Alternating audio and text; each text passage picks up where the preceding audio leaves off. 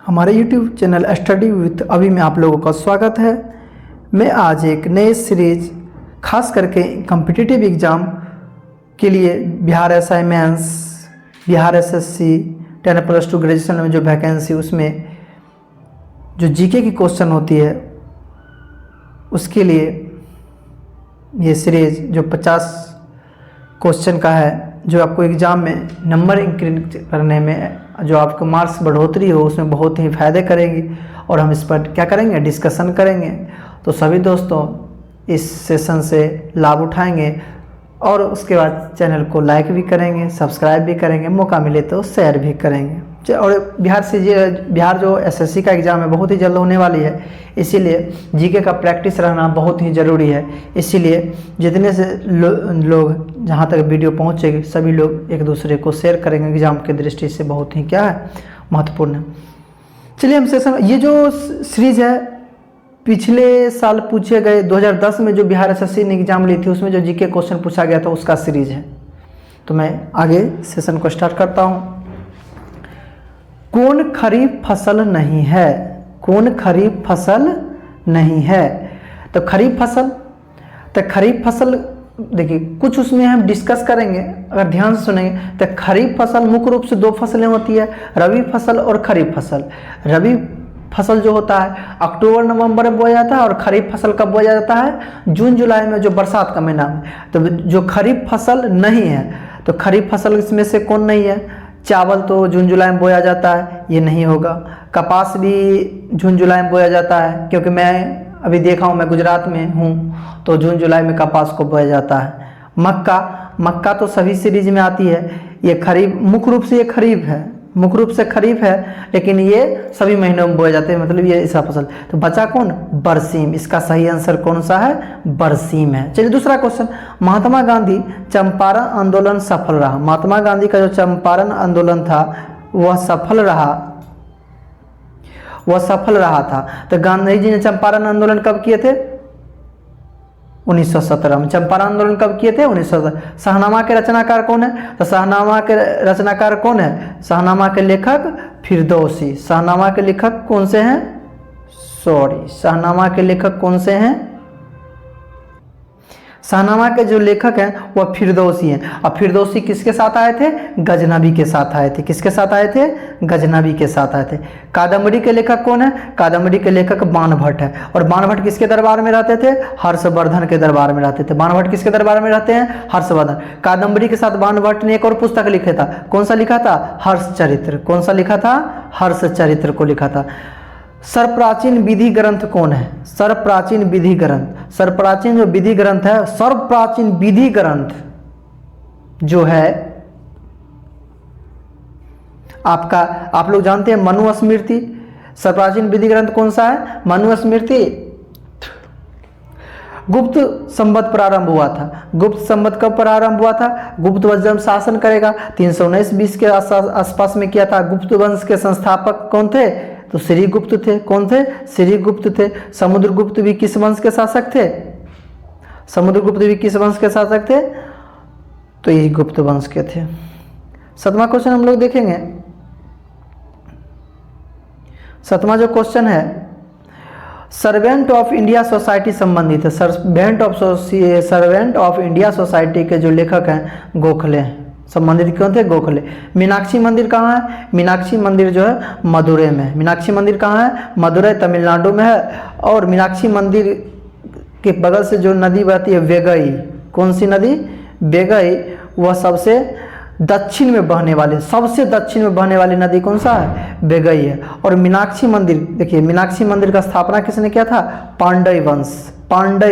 कौन सा वंश? पांड्य वंश। खड़ी बोली का आविष्कारक कौन थे? तो अमीर खुसरो खड़ी बोली के जो तबला का आविष्कारक थे।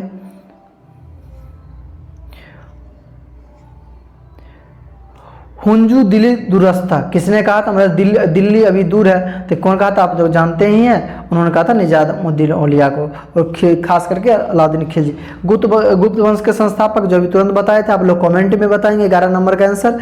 गुप्त वंश का संस्थापक कौन था? उसके बाद हम अगले क्वेश्चन की बात करते हैं। तोलकाप्पियम ग्रंथ संबंधित है। तोलकाप्पियम जो है किस क्षेत्र से संबंधित है? ये तो तमिल का ग्रंथ है, लेकिन ये जो तोलकाप्पियम है व्याकरण है। तोलकाप्पियम क्या है? व्याकरण है। चलिए अगला क्वेश्चन की हम बात करते हैं।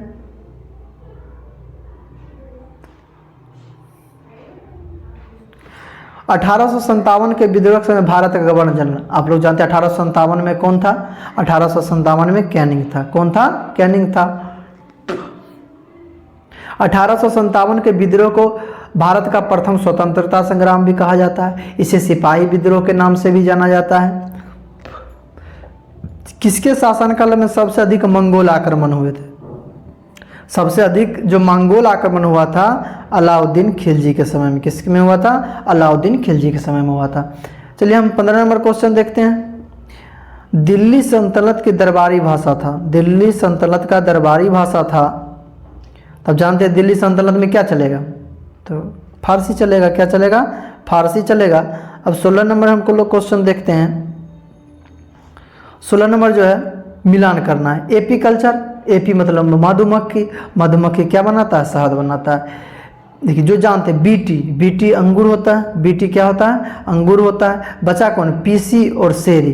तो पीसी होता है मत्स्य, तो शेरी बचा रेशम। देख लीजिए इसका आंसर क्या हो जाएगा? इसका आंसर हो जाएगा सी। दक्षिण भारत की सर्वोच्च पर्वत शिखर, दक्षिण भारत की, तो दक्षिण भारत के सर्वोच्च शिखर कौन है? अनाईमुदी। लेकिन आप पूछेगा नीलगिरी पर्वत के, तो कौन हो जाएगा? डोडा बेटा। कौन हो जाएगा? डोडा बेटा। और पूर्वी क्षेत्र का बोला जाएगा तो महेंद्रगिरी हो जाएगा। क्या हो जाएगा? महेंद्रगिरी। तो इसका आंसर क्या हो जाएगा? अनाईमुदी हो जाएगा। 18 नंबर हम लोग क्वेश्चन देखते हैं। हम लोग कितना नंबर क्वेश्चन देखते हैं? 18 नंबर देखते हैं। काराकोरम पर्वत श्रेणी का पूर्व नाम, मतलब काराकोरम को पहले क्या कहा जाता था? काराकोरम को पहले कृष्णागिरी कहा जाता था। काराकोरम को पहले क्या कहा जाता था? कृष्णागिरी कहा जाता था। K2 गॉडविन ऑस्टिन जिसे नाम जाना जाता है, जिसे क्या कहा जाता है? गॉडविन ऑस्टिन कहा जाता है। टिहरी बांध किस राज्य में है? टिहरी बांध जो है किस राज्य में है? टिहरी बांध आप जानते हैं उत्तराखंड में। जो भारत का सबसे ऊंचा बांध है, भारत का सबसे ऊंचा बांध कौन सा है? टिहरी बांध है। गुरुत्तोय बांध कौन सा है? तो नागल परियोजना, भाखर नागल परियोजना। 20 नंबर क्वेश्चन देखिए। भारत का सबसे ऊंचा जलप्रपात, भारत का सबसे ऊंचा जलप्रपात, तो भारत का जो सबसे ऊंचा जलप्रपात है, यहाँ 2010 का क्वेश्चन है, जोग दिया हुआ है, लेकिन वर्तमान में कौन सा है? कुचिकल है। वर्तमान में कौन सा है? कुचिकल जलप्रपात है। वो भी कहाँ है? कर्नाटक में है। सूर्य किरण पृथ्वी पर आती है कितने देर में? इसमें जो दिया हुआ है अप्रोक्स कितने देर में आती है? 8 मिनट 16 सेकेंड। ये ले लीजिए। उसके बाद हम देखते हैं 22 नंबर क्वेश्चन देखते हैं। संसार के सबसे गहरी झील, संसार से सबसे गहरी झील बताना है। तो सबसे गहरी झील जो है वह बैकाल झील है। सबसे गहरी झील कौन सा है? बैकाल झील है।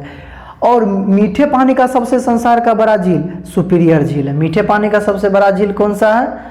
सुपीरियर झील। और दुनिया का सबसे बड़ा झील कौन सा है? कैस्पियन सागर है। कौन सा है? कैस्पियन सागर। चलिए अगला हम क्वेश्चन बात करते हैं। दिल्ली शहर किस नदी के किनारे स्थित है? दिल्ली शहर जो है आप जानते हैं यमुना नदी किनारे, क्योंकि दिल्ली जो है गंदा, दिल्ली की सबसे दुनिया है भारत की सबसे गंदा नदी कौन सा? यमुना है। झूम कृषि मुख्य कौन जनजाति करते हैं? झूम कृषि मतलब स्थानांतरण कृषि, जो एक जगह से दूसरे एक जगह कृषि करते हैं फिर उसके बाद करते हैं, तो गारो जनजाति करते हैं। कौन सी जनजाति करती है? इसके ऑप्शन के हिसाब से गारो होगा। झारखंड पृथक राज्य कब बना? ये आप लोग के लिए क्वेश्चन है, जो आप लोग कमेंट बॉक्स में लिखेंगे झारखंड पृथक राज्य कब बना। उसका देखते हैं 26 नंबर।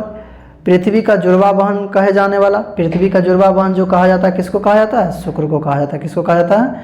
शुक्र को। बांग्लादेश की सीमा से मिलने वाला राज्य, बांग्लादेश के सीमा से मिलने वाला राज्य कौन हो जाएगा? जानते हैं 3 ओर से त्रिपुरा घिरा हुआ है, तो क्या हो जाएगा? त्रिपुरा।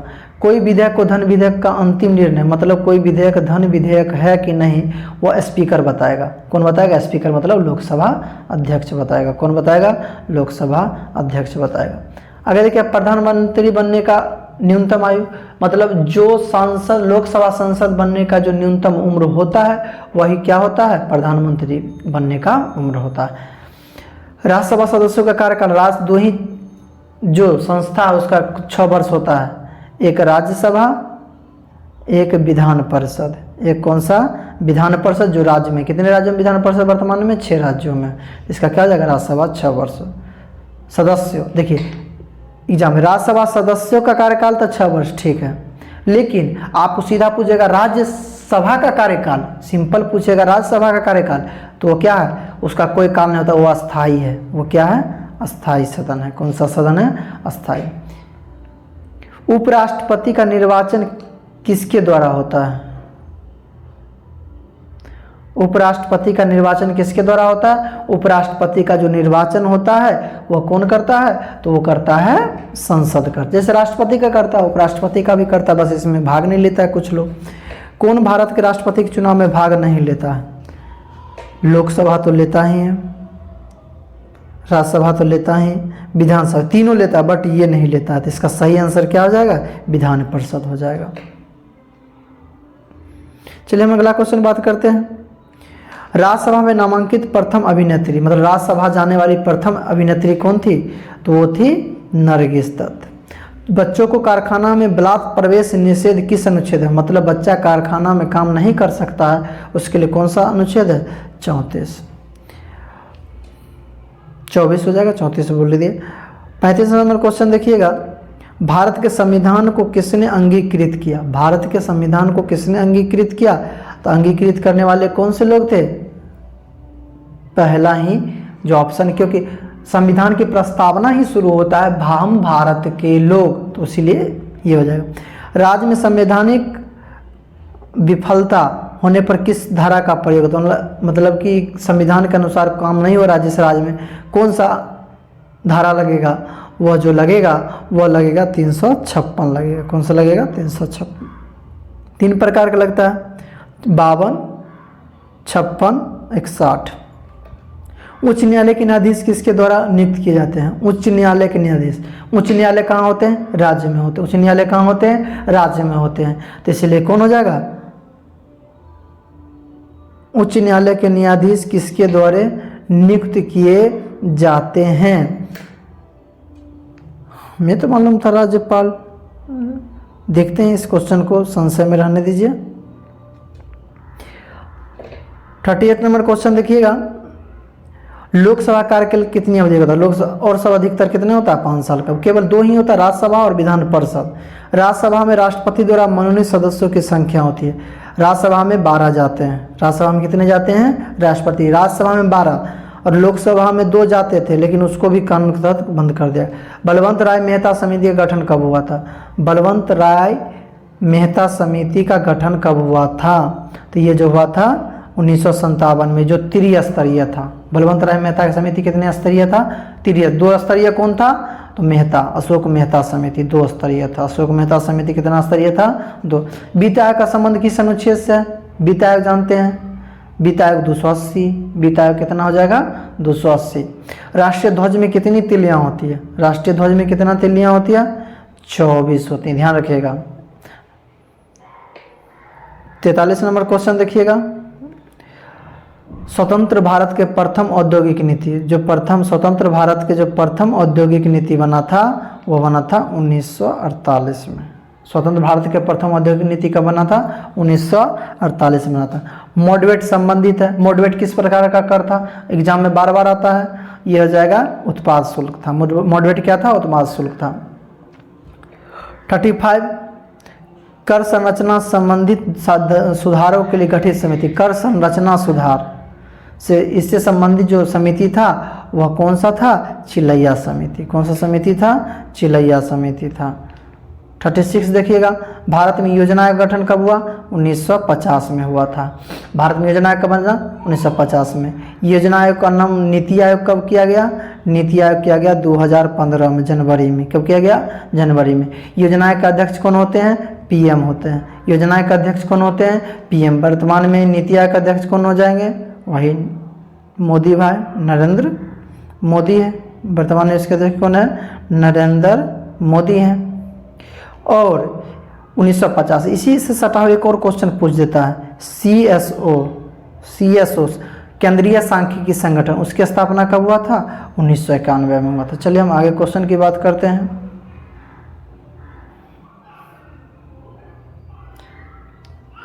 इंद्रधनुष के 7 रंगों के बीच में कौन सा रंग होता है? इंद्रधनुष के 7 रंगों के बीच में कौन सा रंग होता है? हरा। जैसे आप लोग याद रखे हुए गया बैजीना पीनाला। कवाल सृष्टि संबंधित है, कवाल सृष्टि में कौन सा किरण होता है? कवाल सृष्टि में आपको कौन सा किरण होता है आप लोग जानते होइएगा। फिर अल्फा इसमें कौन सा होता है? अल्फा रे। पानी का घनत्व किस ताप पर अधिकतम होता है? तब घनत्व जो होता है पानी का सबसे अधिक किस पर होता है?